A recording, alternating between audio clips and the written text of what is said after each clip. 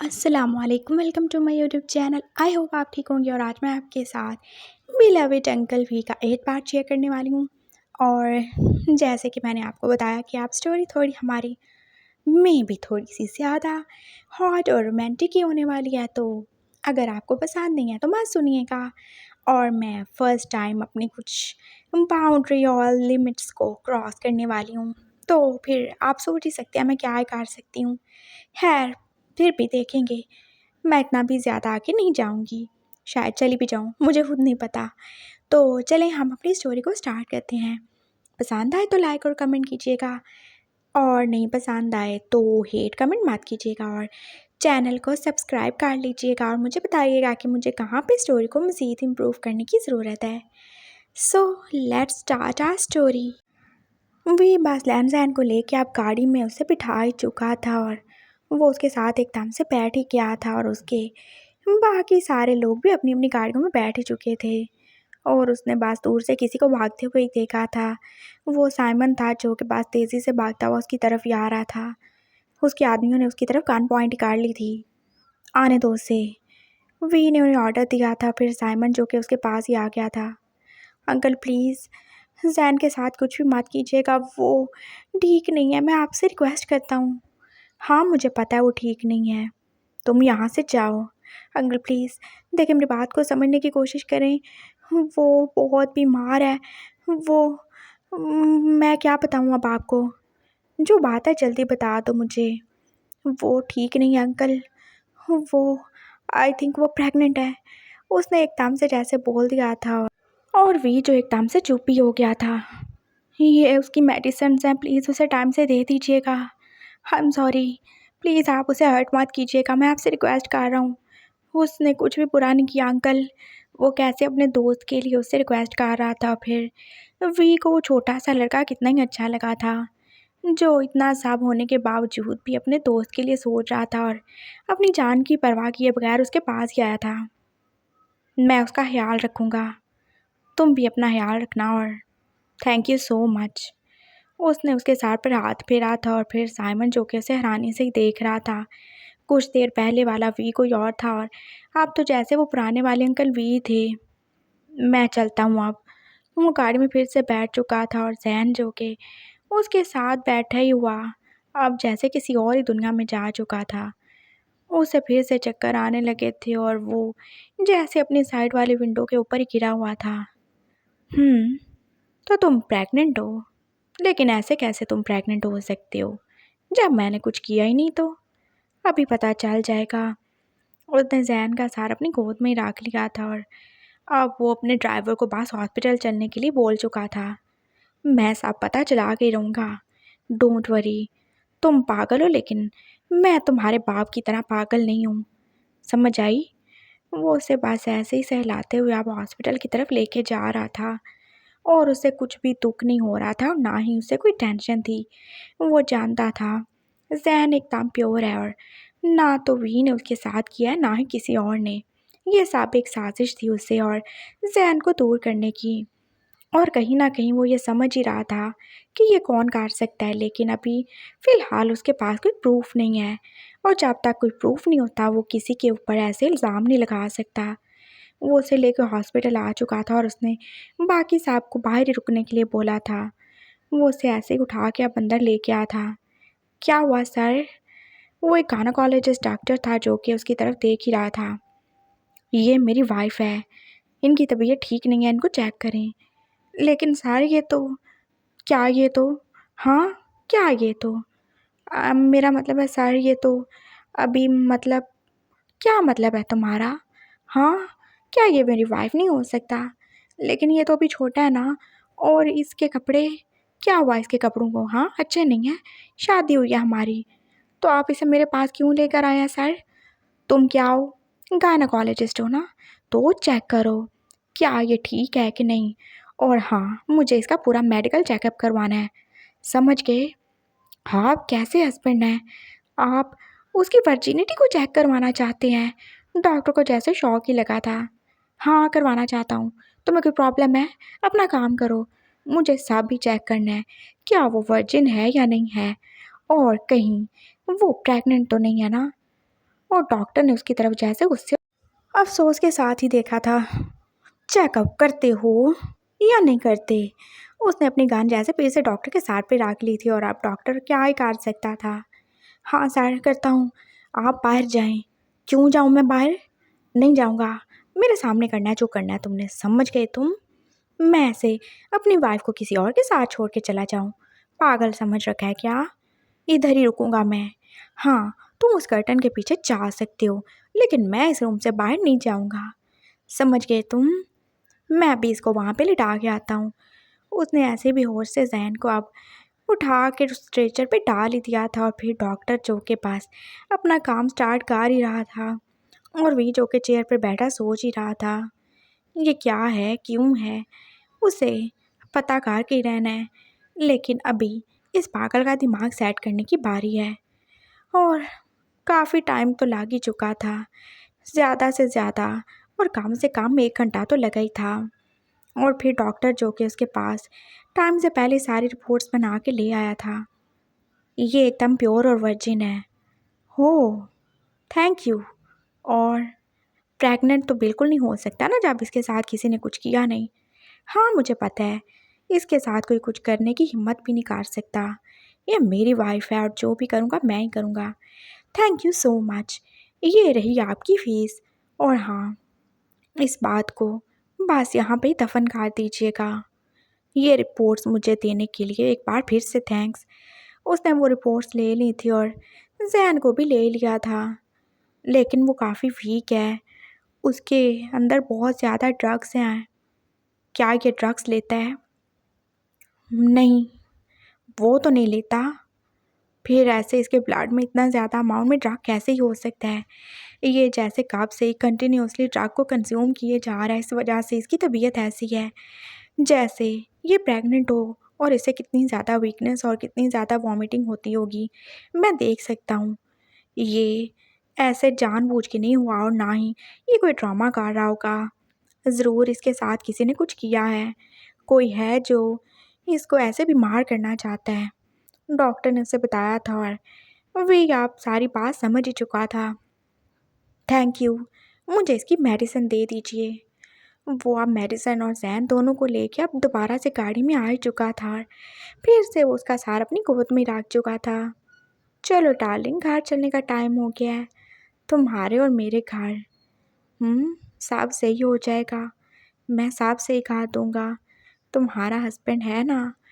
वो ऐसे ही उससे बातें करते करते अब अपने फार्म हाउस की तरफ ही जा रहा था। घर वो उसे बिल्कुल नहीं लेके जाएगा। मामा थी और मामा को जब पता चला था कि जैन के साथ ये सब हो गया तो वो तो बिल्कुल ही खिलाफ हो गई थी। उन्होंने कितना ही मना किया था ना वी को कि वो जैन से शादी बिल्कुल भी मत करे, लेकिन तब भी वी को जैन पे पूरा पूरा ट्रस्ट था और आज भी था। और फाइनली आज उसके यकीन की जीत ही हो चुकी थी। उसका जैन एकदम ठीक है और उसे अपनी लाइफ में और कुछ भी नहीं चाहिए। वो फाइनली अपनी डेस्टिनेशन पर पहुंच ही चुके थे और जैन जो कि अभी तक अपने सारे जानवर बेच के बेहोश ही था और वी को भी कोई जल्दी नहीं है फिलहाल इस सोए हुए शेर को जगा के अपनी शामत बुलाने की। वो उससे वैसे ही उठा चुका था और उसने अपने बाकी आदमियों को ऑर्डर कर दिया था कि वो बाहर ही रहें, किसी को भी अंदर आने की ज़रूरत नहीं है। ये उसका और जैन का रूम है जहाँ पे सिर्फ वो रहेंगे। वो उसे ला के प्यार से अब बेड पे लिटा ही चुका था और अब वो उसे देख ही रहा था। देखो तो क्या हालत कर लिया तुमने अपनी। हम्म मैंने बोला था ना सब सही है। और एक तुम हो पागल कहीं के, मेरी बात तो मानते ही नहीं हो। पहले कितना बोलते थे कि तुम्हें अंकल पे बहुत ज़्यादा ट्रस्ट है और अंकल तुम्हें हर किसी से बचा सकते हैं और तुम उनके पास सेफ फील करते हो, और आज कैसे तुम अपने अंकल को ही अपना मुजरिम समझ रहे थे। हम्म ऐसे नहीं करना चाहिए था ना तुम्हें।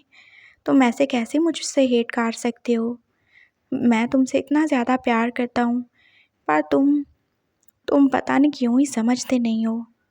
लेकिन कोई बात नहीं, आप तुम मेरे पास हो, मेरे साथ हो, सब सही हो जाएगा, बिल्कुल सही हो जाएगा। उसने ऐसे ही लेटे हुए जहन के फोरहेड पे किस की थी और फिर वो एकदम से उससे दूर ही हुआ था। वाइफी मुझे थोड़ा सा रेडी होना पड़ेगा। हमारी आज वेडिंग नाइट है तो ऐसे कैसे चलेगा। तुम रेस्ट करो, ठीक है, मैं अभी आता हूँ। वो उसे वैसे ही छोड़ के अब उठ चुका था और फिर पहला काम उसने अपनी कान को रखने वाला किया था। और फिर उसने अपने आदमी को ऑर्डर दे दिया था कि कोई भी आए, चाहे कोई भी आए, और अगर आके वो कुछ भी प्रॉब्लम क्रिएट करे तो उससे पूछने की कोई भी ज़रूरत नहीं है, वो उसे वहाँ पे शूट कर सकते हैं। और अगर उसके टॉक्सिक ससुराल वालों में से कोई हुआ तो उन्हें तो बिल्कुल ही यहाँ आने की कोई ज़रूरत नहीं है। और अब वो अपने घर के गार्ड्स को कॉल कर रहा था, मामा का अच्छे से ख्याल रखना, मैं आज घर नहीं आने वाला। जी सर, आंटी बिल्कुल ठीक हैं। हाँ, ठीक नहीं, उन्हें एकदम परफेक्ट होना चाहिए, समझ गए तुम। और उन्होंने मेडिसिन ली क्या? जी सर। गुड। तो ख्याल रखना। और मैं तुम्हें भी यही कहता हूँ, अगर वहाँ पे कोई भी आए, मामा की या मेरे घर की तरफ किसी ने आँख उठा के भी देखा तो उसकी आंखें निकाल देना, मुझसे पूछने की कोई ज़रूरत नहीं है। I hope you understand. Yes sir, thank you. उसने कह के कॉल बंद कर दी थी और फिर वो अब वॉशरूम में जा चुका था।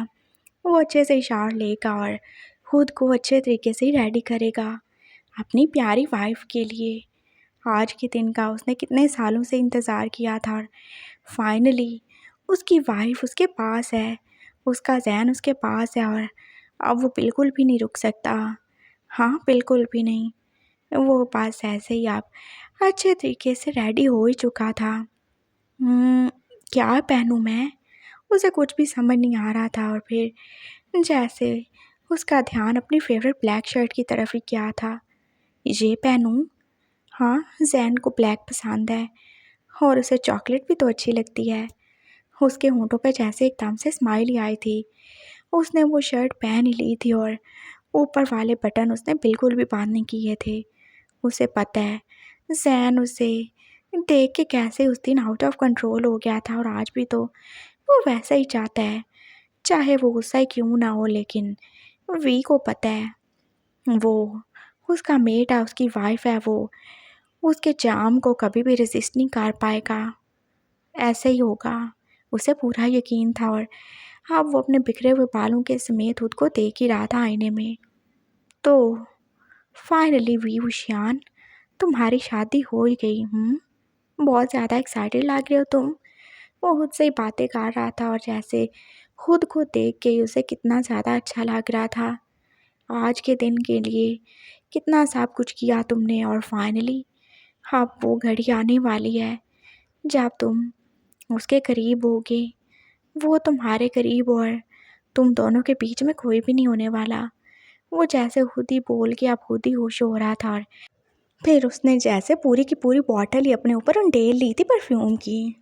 हाँ, ये बहुत अच्छा है, ये हद से ज़्यादा ही अच्छा है और मेरा तो बस नहीं चलता। मैं क्या कुछ ही कर लूँ आज की रात को स्पेशल बनाने के लिए। वो कितना ज़्यादा एक्साइटेड था और फिर वो वापस से जैन की तरफ ही आ गया। वो एकदम से उसके पास ही लेट गया था और उसने उसका फेस अपनी तरफ ही कर लिया था। जान उठ जाओ ना, कितनी देर ही ऐसे रहोगे? हाँ, तुम्हारे हस्बैंड को तुम्हारी ज़रूरत है। मैं तुम्हें अपने पास चाहता हूँ लेकिन पूरी तरह तुम्हें चाहते हुए ये सब करना होगा। उठ जाओ ना यार। वो अब आहिस्ता आहिस्ता से जहन के फेस को टैप ही कर रहा था और उसे उठाने की कोशिश कर रहा था। उसके गीले बालों से गिरते हुए पानी की बूंदें जैसे उसके फेस पे ही पड़ी थी और आहिस्ता आहिस्ता अब जहन भी आंखें खोल ही रहा था, लेकिन वो अभी तक पूरी तरह होश में नहीं आया था। उसने आंखें खोली थी और फिर जैसे वो अपने इर्द गिर्द सारी चीज़ों को देख ही रहा था। ये वैसा ही तो रूम था जैसा उसने बस 2 वीक से पहले बोला था कि उसे चाहिए। एक सजा सजाया कमरा जिसमें हर तरफ गुलाब ही हों, जिसमें बहुत सारी कैंडल्स और बहुत सारी लाइट्स हों। और ये सब वैसा ही तो था जैसा वो चाहता था। और आज जब उसकी शादी हो चुकी है और उसकी वेडिंग नाइट है, उसे ये सब तो मिलना ही था। वो एक पल के लिए भूल चुका था जो कुछ भी हुआ था, जो वी ने किया था या जो वो उसके साथ पहले काट चुका था, उसे कुछ भी याद नहीं है। उससे पास ये रूम और इसकी ब्यूटी जैसे अपने आप में गुम कर रही है। वो बस हर चीज़ को देख रहा था और फिर उसने वी की तरफ भी देखा ही था। वो बस प्यार से उसकी तरफ देख रहा था। उसकी आंखों में सिर्फ जहन के लिए प्यार ही था और उसके होंठों पे स्माइल, उसके होंठों के नीचे का दिल जो कि उसके साथ ही स्माइल कर रहा था। और जैन जैसे अब कुछ बोलना ही चाहता था। बस उठ के तुम, अब चाहिए तुम्हें कुछ? हाँ, कुछ खाने को लाऊं तुम्हारे लिए? उसने जैसे एकदम से उसे उठा के बिठा ही दिया था और जैन अभी भी कुछ नहीं बोल रहा था। वो बस हर चीज़ को देखे जा रहा था और फिर उसने वी की तरफ दोबारा से देखा। ये कहाँ पे हूँ मैं? ये कहाँ पे ले आया मुझे? कहाँ पे लाना है डार्लिंग? तुम्हारा घर है ऑफ कोर्स, हमारा फार्म हाउस। तुम्हें याद नहीं है क्या? पहले भी तो तुम यहाँ पे आ चुके हो ना। और तुम पहले भी तो इसी बेडरूम में इसी बेड पे मेरे साथ थे, याद है तुम्हें? ये हमारा रूम है, हमारा वेटिंग रूम। अच्छा लगा तुम्हें? वी कैसे प्यार से बोल रहा था और जैन जैसे एकदम से अब पूरे तरीके से होश में आ ही चुका था। मुझे कुछ भी अच्छा नहीं लगा। मुझे हर चीज़ ही बुरी लग रही है। आप समेत दूर हो जाए मुझसे, और कोई ज़रूरत नहीं है मेरे ज़्यादा करीब आने की। कोई वेडिंग नाइट नहीं होने वाली यहाँ पे, समझ गए आप अंकल? आपने जो करना था मेरे साथ कर चुके हैं। अब आप और क्या ही चाहते हैं मुझसे? जानू ऐसा नहीं है ना, देखो मैंने बोला था, मैंने ऐसा। और अभी वी कुछ और ही बोलना चाहता था कि जैन एकदम से उसे धक्का दे के पीछे से उठ ही गया था। बस मैंने बोल दिया ना, मेरे ज़्यादा करीब आने की कोई ज़रूरत नहीं है, कोई कोशिश नहीं करिएगा आप। मैं सच में अपने साथ कुछ कर लूँगा। और आप कैसे कैसे मेरे साथ कर सकते हैं? आप ज़बरदस्ती मुझे यहाँ पे ले आए, मुझसे शादी कर ली और अब आप क्या चाहते हैं? मैं यहाँ पे आपके साथ क्या करूँ? आप ये चाहते हैं मैं आपके साथ यहाँ पे बेड शेयर करूँ? मैं आपके साथ सो जाऊँ? अरे तो सो जाओ ना, इसी के लिए तो शादी करते हैं ना। वी कैसे एकदम से ठरकी बांध रहा था और जैन जो कि बेचारा इतना सीरियस था उसको हैरानी से देख ही रहा था। आप इतना नॉर्मली कैसे एक्ट कर सकते हैं uncle? Oh come on, don't call me uncle यार। आप अंकल नहीं हो, तुम्हारा हस्बैंड हूँ मैं। हाँ, थैंक यू सो मच मुझे याद करवाने के लिए। अंकल तो आप बिल्कुल नहीं हैं और ना ही आप ये डिज़र्व करते हैं कि आपको थोड़ी सी भी रिस्पेक्ट मिले। और रही हस्बैंड की बात, तो वो आप फोर्सफुली बने हैं। मैं इस रिश्ते को भी एक्सेप्ट नहीं करता, समझ आई? मुझसे दूर रहें, मेरे करीब आने की कोशिश मत कीजिएगा। जैन जैसे आप दूर दूर ही हो रहा था और वी एकदम से बेड से उठ से ही किया। जान क्या बोले जा रहे हो, ऐसा नहीं बोलते ना। देखो मैंने कितने साल इंतज़ार किया है, मैंने तुम्हारे साथ कुछ भी नहीं किया। आई स्वेयर जो कुछ भी करूँगा अब करूँगा, पहले कुछ नहीं किया। आपने सब कुछ ही किया मेरे साथ, मुझे सब पता है। आपने यही सोचा होगा ना मैं बेहोश हूँ, मुझे कौन-सा कुछ पता चलेगा। आपने कैसे देखा, आपने कैसे मेरे नेक पे मार्क्स बनाए थे। हाँ, आपने कितने ज़्यादा मुझे थप्पड़ मारे थे और आपने कैसे मेरे बाल भी नोचे थे। मुझे सब पता है, मुझे अभी तक पेन होता है मेरी बॉडी में। आपने सब किया है। वो साइमन है, उसने मुझे सब कुछ ही बता दिया था कि मेरे साथ क्या ही हुआ है। अच्छा, साइमन को क्या पता कि तुम्हारे साथ क्या हुआ है क्या नहीं? क्या वो जब मैं तुम्हारे साथ कर रहा था मेरे साथ मौजूद था? या उसकी जगह तुम थे, या तुम्हारी जगह वो था जो ये सब करवा रहा था? आप जो मर्ज़ी बोलें, मुझे सब भी पता है। मैं अपना सब कुछ खो चुका हूँ आपकी वजह से। और अब मैं, और अब तुम क्या? वो उसके करीब आता जा रहा था और ज़ैन जो कि डर के मारे अब पीछे-पीछे ही हुए जा रहा था। बोलो ना जान, अब तुम्हें क्या हो गया एकदम से? मैंने तुम्हारी इज़्ज़त लूटी, तो अब तुम्हारे साथ और क्या हो चुका है? मैं मैं प्रेग्नेंट हूँ। Oh my God! सच में क्या? हो कितनी ज़्यादा खुशी की बात है। फिर तो और ज़्यादा मज़ा आने वाला है। आज मैं अपनी वेडिंग नाइट स्पेंड करूँगा अपनी वाइफ़ के साथ और अपने होने वाले बेबी के साथ। Oh my God! आप कैसी बातें किए जा रहे हैं? आपका दिमाग तो सही है। एक तरफ आप कहते हैं आपने कुछ किया नहीं, दूसरी तरफ कैसे कह रहे हैं कि आप खुश हैं। आपको बेबी की बहुत ज़्यादा ही खुशी है। ज़ैन को लग रहा था जैसे वी का दिमाग घूम ही चुका है। अरे हाँ ना, तुम जैसे बोल रहे हो वैसे ही होगा और अच्छा ही लगता है ना। वैसे भी तुम मेरी वाइफ हो, तुम्हारे पास मेरा बच्चा है, तो इसमें बुरी क्या ही बात है, सब अच्छा ही तो है ना। चलो ना डार्लिंग आ जाओ बेड पे, अब मज़ीद कंट्रोल नहीं होता मुझसे। वो जैसे उसे दरवाज़े के पास पिन काट चुका था और उसके फ़रार होने के सारे रास्ते बंद ही हो चुके थे। मेरे करीब मत आइएगा, मैं कह रहा हूँ। ज़ैन अब सच में डर ही चुका था। क्यों नहीं करीब आऊँ तुम्हारे? हाँ, बिल्कुल आऊँगा मैं, और अब तुम मुझे बिल्कुल नहीं रोक सकते। तुम पे तुम्हारा नहीं, अब मेरा राइट है। वे बस इतना बोल के उसके ऊपर झुका ही था और अब उसे किस ही करने वाला था, लेकिन ज़ैन वो ऐसा कैसे ही करने देगा उसे। वो उसे फिर से पूरी फोर्स लगा के पीछे धकेल ही चुका था। आपका मुझ पे कोई भी राइट नहीं है। मैं कुछ चीज़ नहीं हूँ और ना ही कोई बिकाऊ माल हूँ। ओह, बिकाऊ माल नहीं हो तुम? वी अब उसकी तरफ देख ही रहा था और वो एकदम सीरियस ही हो चुका था। तुम्हें पता चल गया होगा, और अगर नहीं पता चला तो बता दूँ मैं। तुम्हें तुम्हारा बाप आज से पूरे 14 साल पहले ही बेच चुका है। तुम्हारे घर, तुम्हारी हर चीज़, वो तुम्हारी कीमत है जो मैंने उसे चुकाई है। तुम्हारे बाप का बिजनेस में हिस्सा, वो सब तुम्हारी कीमत है। और तुम क्या बोले जा रहे हो? बिकाऊ माल नहीं हो तुम बिकाऊ माल। खरीदा है मैंने तुम्हें, तुम्हारे बाप ने तुम्हें बेचा है मुझे। समझ गए तुम? और क्या सुनना चाहते हो? मैं तुमसे प्यार करता हूँ। मैंने तुम्हारे लिए हर चीज़ की, हर वो काम किया जो तुम्हें अच्छा लगे, जो तुम्हें मुझे करीब कर सके। लेकिन तुम्हारे तो नखरे ख़त्म होने का नाम नहीं ले रहे। कैसे तुम बोले जा रहे हो कि मैं ये नहीं हूँ, मैं वो नहीं हूँ, और मुझे कितना ज़्यादा दुख हो रहा है।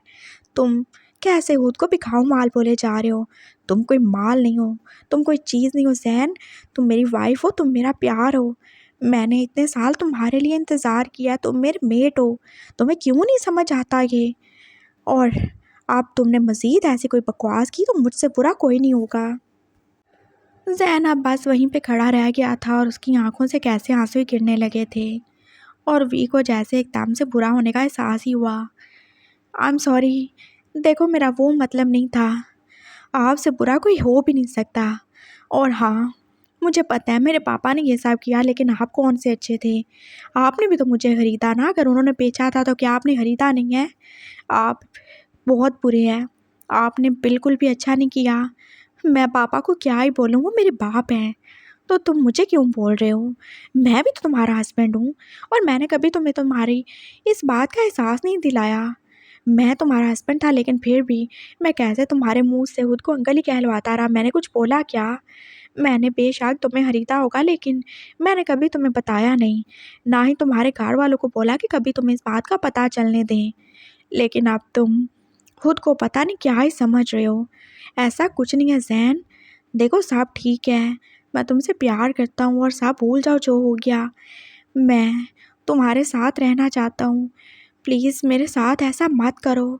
वी फिर से ही उसके करीब हुआ था, और ज़ैन जो आप पास रोते रोते उसको फिर से दूर ही धकेल चुका था।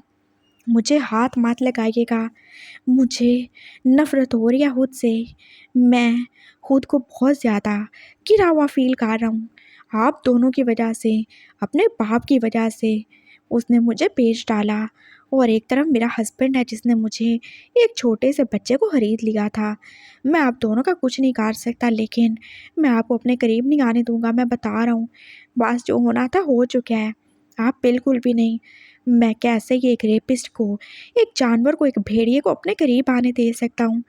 आपने मेरी इज़्ज़त लूटी है, आपने मेरे एतबार का नाजायज़ फ़ायदा उठाया है।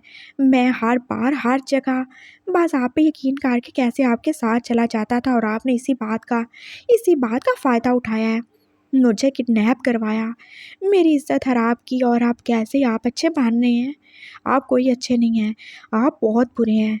मुझे आपसे नफ़रत है, आपकी हर चीज़ से नफ़रत है। You are a rapist. आप एक साइको पर्सन है, और आप एक जानवर हो, एक जंगली भेड़िए हो जिसने मुझे नोच डाला है। मैं कभी आपसे प्यार नहीं करूँगा, और रही इस बच्चे की बात, तो मैं इसे भी नहीं रहने दूँगा। कुछ भी नहीं रहने वाला यहाँ पे। मैं इसे अबॉर्ट करवा दूँगा, और नहीं तो मैं खुद को ही मार लूँगा। आई समझ आपकी? आपने सोच भी कैसे लिया? आप ज़बरदस्ती करेंगे मेरे साथ और मैं आपको खुशी-खुशी कबूल कर लूँगा। मेरे पास और कोई ऑप्शन नहीं रहेगा तो मैं खुशी-खुशी आपके नीचे लेट जाऊँगा। आप जो करना चाहेंगे मेरे साथ कर लेंगे और मैं बस हँसी-खुशी सब कुछ बर्दाश्त कर लूँगा। तो मिस्टर वी वुशियान, ये आपकी बहुत बड़ी गलतफ़हमी है। समझ गए आप मेरे करीब आने की कोशिश की तो अच्छा नहीं होगा। क्या कर लोगे तुम? हाँ, क्या है कर लोगे तुम? अब वुशियान को भी एकदम से गुस्सा ही आ चुका था। वो अब फिर से उसके करीब आ चुका था और उसने उसका हाथ जैसे ज़ोर से ही पकड़ लिया था। मैं? हाँ, तुम क्या कर लोगे? ज़ैन को कुछ भी समझ नहीं आ रहा था, फिर उसका ध्यान जैसे वुशियान के बेल्ट की तरफ गया। वहाँ पे उसका एक छोटा-सा पिस्टल ही था। उसने एकदम से वो निकाल ही लिया था। मैं आपको जान से मार डालूँगा। मैं खुद को भी मार डालूँगा। उसने जैसे वो गन उसके सर पे रख ली थी और अब वो उससे बस धमका ही रहा था और वो शान जैसे रुक सा गया। तुम मुझे मारोगे? मुझे? हाँ, मैं मार डालूँगा। मैं एक रेपिस्ट के साथ नहीं रह सकता। एक ऐसे इंसान के साथ जिसने मेरी इज़्ज़त लूटी हो, मैं कैसे रह सकता हूँ? हो, बहुत ज़्यादा तुम्हें खुशफ़हमी हो रही है और बहुत ज़्यादा गलतफ़हमियों में हो तुम। मैंने तुम्हारे साथ कुछ रेप नहीं किया और तुम बार-बार मुझे रेपिस्ट बोलना बंद करो। मैं तुमसे प्यार करता हूँ, इसका मतलब ये नहीं है कि तुम जो मर्ज़ी मुँह में आएगा तुम बोले जाओगे। और तुमने क्या ये रेप की रट लगा रखी है? तुम जानते भी हो भी होता क्या है? मैं बताता हूँ तुम्हें। उसने एकदम से उसके हाथ से गन छीन ही ली थी और अब ज़ैन देख ही चुका था। वी की आँखों में कैसे एकदम से आग ही थी। वो आँखें जहाँ पर आप थोड़ी देर पहले प्यार था, वहाँ पे सिर्फ़ गुस्सा ही था। नफ़रत नहीं थी, बस गुस्सा था। वी एकदम से उसका दूसरा हाथ भी पकड़ ही चुका था। तो मेरी प्यारी वाइफ़, मैंने तुम्हारा रेप किया तुम्हें ये लगता है ना? तो मैं तुम्हें बता दूँ, मैं एक अल्फ़ा हूँ और मैं बहुत ज़्यादा स्ट्रॉन्ग अल्फ़ा हूँ।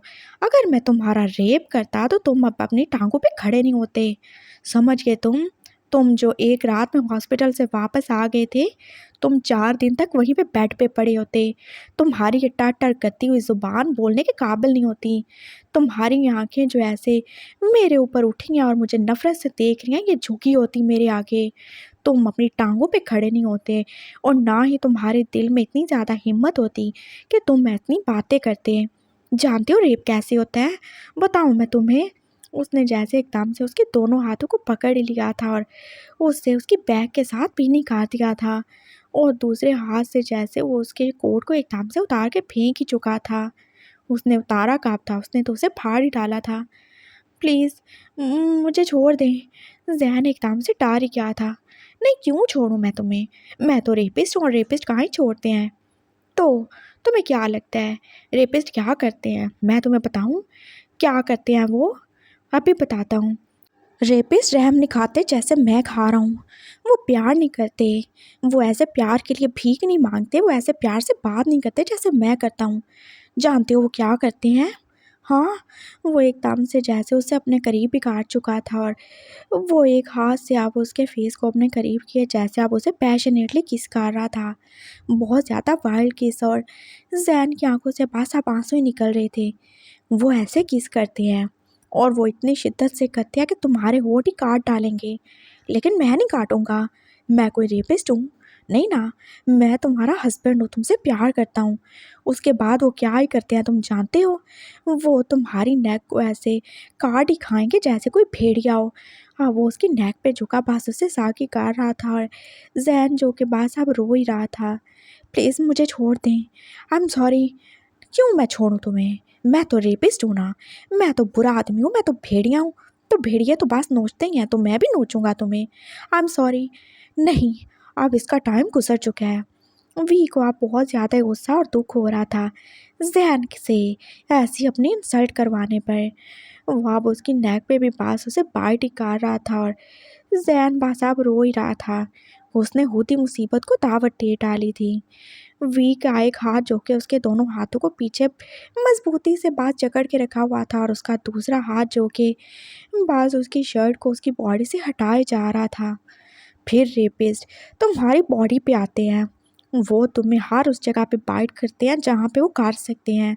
वो तुम्हारे जिस्म से एक एक बोटी को नोच डालते हैं, तुम जानते हो? वो बस ऐसे ही उसे बाइट कर रहा था और ज़ैन बस रोने के अलावा कुछ भी नहीं कर सकता था। वो कितनी ऊँची आवाज़ से रो रहा था, लेकिन वी अब बिल्कुल भी नहीं सुनने वाला था उसकी। हाथ धो गई थी और उसकी बर्दाश्त भी अब ख़त्म ही होने वाली थी। वो बस ऐसे ही अब उसे बाइट किए ही जा रहा था और वो बिल्कुल भी तो उसके साथ प्यार से पेश नहीं आएगा।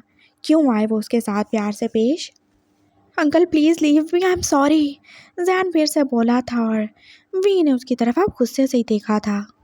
Don't call me uncle, call me rapist. मैं तो रेपिस्ट हूँ ना, मैं तो तुम्हारा रेप काट चुका हूँ और अब भी करूँगा। मुझे अंकल मत बोलो, मैं डिज़र्व नहीं करता और ना ही मेरा तुमसे कोई रिलेशन है। यही बोला था ना तुमने। उसके बाद हाँ कंटिन्यू करते हैं। जानते हो क्या होगा? रेपिस्ट वो तुम्हारे ऐसे बाइट करने के बाद तुम्हें एकदम से तुम्हारे नीज पे डाउन कर देगा। उसने एकदम से उसे बिठा ही दिया था और जैन जो कि पास सर झुकाए रो ही रहा था। रो रो के उसकी हिचकियाँ बांध चुकी थी और वो कैसे आप सिसक ही रहा था। उसके बाद वो तुम्हें बोलेगा खुद को साक करने के लिए। करोगे क्या तुम? करवाया क्या मैंने तुमसे? हाँ अंकल प्लीज़, बस बहुत हो गया। करवाया क्या? नहीं करवाया ना। वैसे उसके सामने खड़ा था और वो अपना बेल्ट अब निकाल ही चुका था और जहन ने अपनी आंखें बांध ही काट ली। वो ऐसा कुछ इमेजिन नहीं कर सकता, वो कुछ भी ऐसा नहीं कर सकता। और अगर तुम इनकार करोगे तो रेपिस्ट क्या ही करेंगे? वो अपनी इसी पैंट के बेल्ट से तुम्हारी चमड़ी उधेड़ देंगे। उसने एकदम से अपना बेल्ट निकाल लिया था और जैन जो कि आप खुद को पास मार खाने के लिए मेंटली तैयार ही कर रहा था, लेकिन वी ने उसे मारा नहीं। वो अपना बेल्ट दूर ही फेंक चुका था। लेकिन मैं नहीं करूँगा, हस्बैंड हूँ ना तुम्हारा, तुम्हारे लिए रेपिस्ट हूँ, लेकिन मेरे लिए तो तुम वाइफ हो ना। वो उसे उठा ही चुका था और वो उसे बेड पे ले आया और इसके बाद क्या ही होगा तुम जानते हो? वो तुम्हारे जिस्म से सारे कपड़े उतार ही फेंकेंगे। वो जैन की शर्ट उतार चुका था और अब उसके बाकी कपड़ों की भी भारी थी। उसकी पैंट, उसके इनर सब तो उतर ही चुके थे और ये सब काम भी पास एक हाथ से कर रहा था। ज़ैन अब रो रो के थक ही चुका था। उसकी आंखें अब रेड ही हो चुकी थीं और वी की आंखें तो पहले ही रेड थीं, जो के पास गुस्से की वजह से लाल हो ही चुकी थीं। वो उसके जिस्म से हर एक कपड़े को उतार ही चुका था और ज़ैन अब आंखें बंद किए पास उसका टॉर्चर को बर्दाश्त ही कर रहा था। आप जानते हो क्या होगा? अब मैं तुम्हारा रेप करूँगा, जैसे तुमने इमेजिन किया, जैसे तुमने सोचा कि मैंने तुम्हारा किया था। तुम मुझे बर्दाश्त नहीं कर सकते। बताऊँ तुम्हें मैं क्या हूँ? मैं एक बीस्ट हूँ। जहन अब्बास ऐसे ही बेड पे लेटा हुआ था और वी ने उसके हाथ जो अपनी टाई से बांध ही दिए थे और अब वो पास उसकी तरफ देख ही रहा था। देखोगे अपने हस्बैंड को, वो क्या है और क्या कर सकता है? वो आप अपनी ब्लैक शर्ट को उतार ही चुका था और जहन बास उसकी बॉडी को देख रहा था। ये वो पहले भी देख चुका था, लेकिन आज उसे उससे डर ही लग रहा था।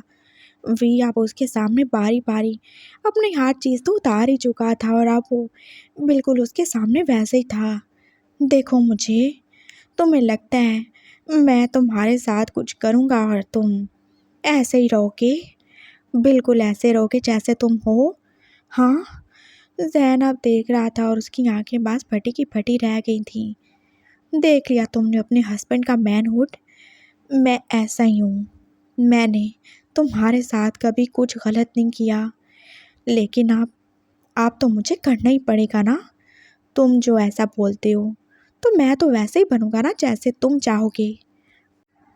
वो बिल्कुल उसकी टांगों के बीच में यहाँ बैठ चुका था और जैन बास आप डार ही चुका था। अब तो उसकी सिसकियाँ भी बंद हो चुकी थी और वो बास आप आंखें बांध के आड़ के फिर से जैसे सोने ही वाला था हमेशा के लिए।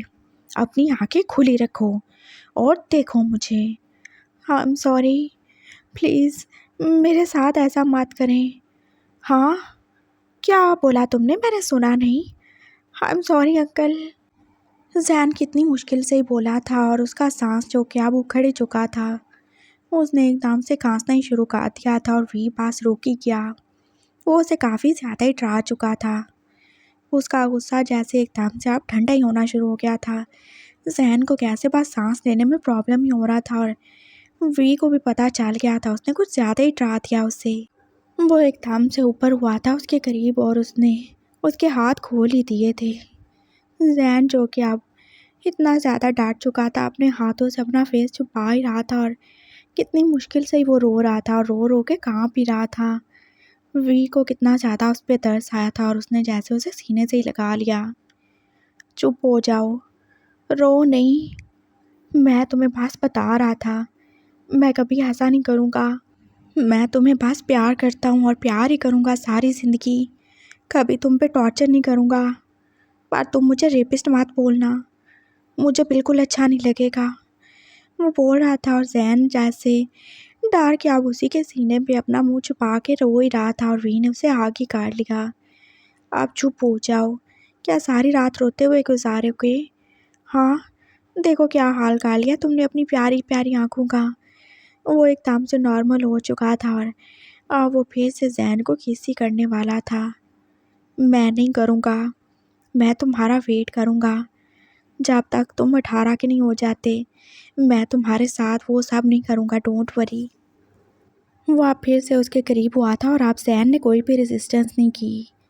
वी उसे फिर से किस कर रहा था और वो उसकी बॉडी को जैसे टच ही कर रहा था, जहाँ पर अभी तक उसने कितने सारे मार्क्स बना ही डाले थे।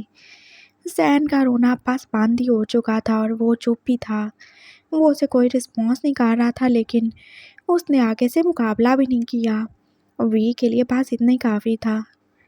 हो, तुम कितने ज़्यादा सॉफ्ट हो ना, वो उसे टच करते हुए बोल रहा था और जैन की बस आंखें पास झुकी हुई थीं। वी ऐसे ही उसको किस करते करते अपना हाथ नीचे लेके जा रहा था और फिर वो जैसे नीचे ही पहुंच गया, वो अब उसके प्राइवेट पार्ट को टच कर रहा था और जैन के अंदर जैसे करंट ही दौड़ गया। उसने एकदम से उसकी तरफ देखा था। क्या हुआ? वो कुछ भी नहीं बोला और वो जैसे अब उसे टच किए जा रहा था। You are so cute, you know, बहुत ज़्यादा, हद से ज़्यादा।